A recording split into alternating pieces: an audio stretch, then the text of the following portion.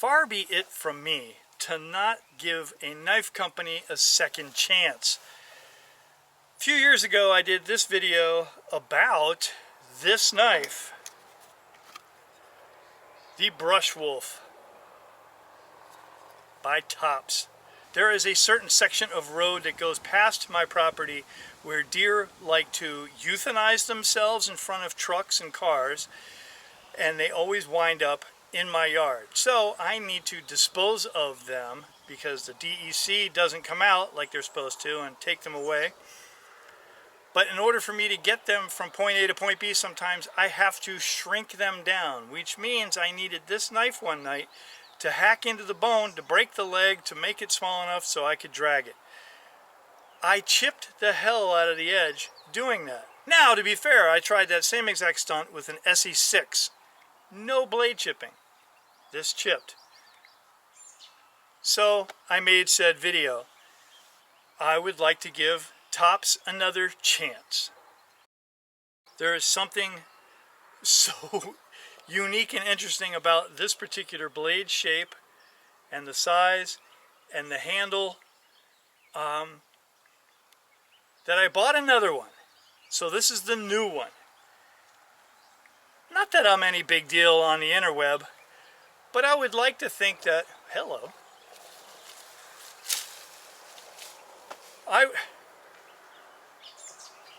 there, you got me doing something outdoors with it.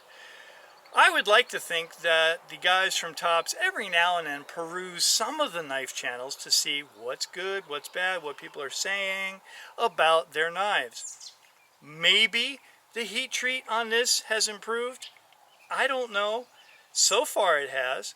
I've chopped quite a bit of branches about this size and had no issues. No dulling, no rolling, no chipping.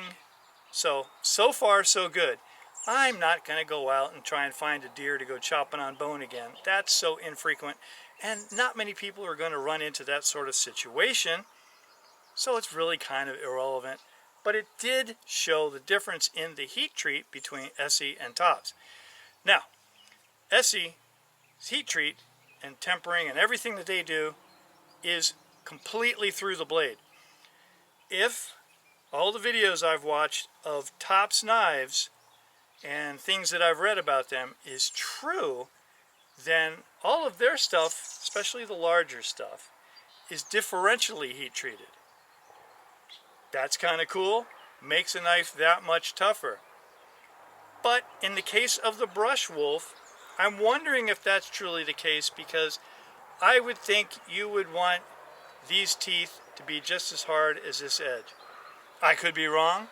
Somebody let me know in the comments if I've got my head up my hat. But just something about this knife. I really like this style of green micarta. I like the fact that it has black liners and not the usual white liners that you might see on a lot of Tops knives. It's contoured nicely. You have a couple of different choices for grip. You can hold way back here with the whole hand and chop. You can 3-finger it and chop.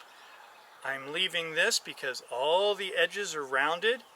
That's another nice thing. A lot of thought went into this. This is relatively thick. I would say that's a 1/4 inch. So you do get some heft and some power and some inertia when you chop.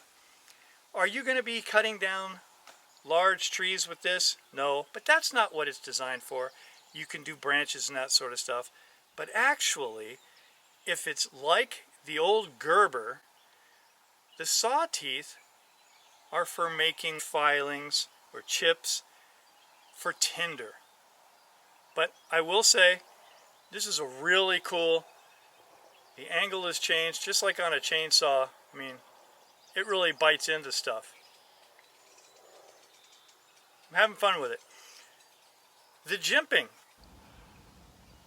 is comfortable, unlike a lot of other Tops knives where it's so extreme that it actually kind of hurts, and if you do choke up, the webbing of your hand gets in there and that kind of hurts. I haven't found any hot spots on this. very nice, heavily oiled, thick, full grain. I'm saying full grain. Again, correct me if I'm wrong, but there's a lot of leather here. Sheath. Dangler. It's your only option. You're not going to be able to put this on a belt the old-fashioned way.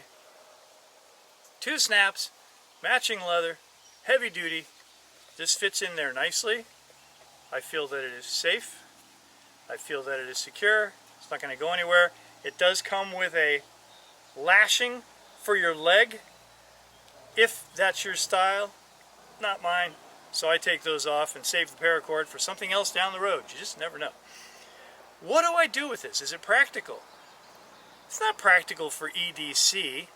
It's practical for a camp knife. I vacillate between it and my Scrapyard 9 that has the Vibram handle. Is that Vibram? I don't know. It's not vibrating, but it's the rubber handle. 9 inches of steel, whereas this is 6.5.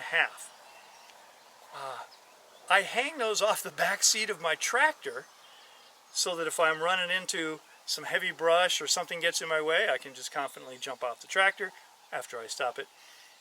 Chop, chop, chop, get it out of the way. Or, if it's not too fat, throw it on the ground and grind it up into chips when I drive over it and mow. So if you are thinking about getting one of these, you don't think you're going to be chopping into deer bone or any other bone, then I really think this is a nice bushcraft knife. Kind of large, but you have this area right here for striking a fire steel, and they didn't do that to the whole blade, just right there. The rest of it's protected by some sort of coating, which will wear off eventually. Then you have the saw teeth. You can choke up, and look how close you are for doing work on twigs and that sort of thing. You have edge right there, sharp edge. I like the swedge. I guess you could field dress an antelope with this. Reindeer, not during Christmas, that's frowned upon. But overall, very nice. I like the black hardware. I like the divot. You have 2 of them.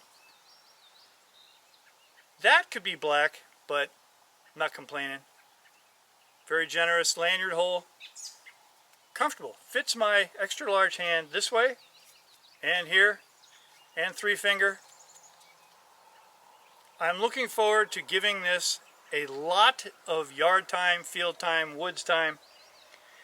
Giving it a good go. Maybe in another year, I'll do another video about these and see how this survives, because I really do plan on using this, because like I said, I liked that other one. I was just disappointed in the edge chipping. Maybe I was too harsh, judgmental, and jumped to the conclusion way too quick about an inferior heat treat. But I'm glad that I used other knives. I even used a Becker Knife and Tool BK2 on the same bone and got no edge chipping. And it wasn't the factory edge on the BK2. I really reprofiled it. I did a video about that right here. You can see how thin that edge was. No chipping. This chipped. So my intention is to use this knife for the tasks that it was designed for and see how it does. Nothing crazy, no more bone, nothing like that. And then I'll report in and see what the results are. If you're thinking about getting one of these, you might want to get one. They can be a little expensive, but for the package deal, it is a good package. Hey, you want a good package, right? I got a good package. I'm glad I'm giving them a second chance, or gave them a second chance, because I really am enjoying the Brush Wolf. If this is the kind of thing that you're looking at to possibly buy, maybe give it a try. Just saying. You might enjoy it. Thanks for watching. See you next time.